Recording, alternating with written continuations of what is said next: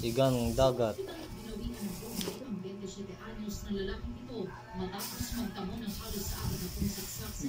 apat na po. Ito pa naman po eh. Sa Barangay Batasan sa Quezon City. Ayon sa pulisya, mismo mga katrabaho ng biktima ang gumawa ng ulo. Positibo rin kinilala ng testigo ang dalawang suspect sa pawang magkakatuloy. Gusto nilagay yung kulasisi. Witness natin ay kayo naman niya itong dalawang suspect na sa Sigang Glory sila. At bigla na lang bumaba itong dalawang magkakapatid. At doon sa may narinig siya na sumigaw itong biktima.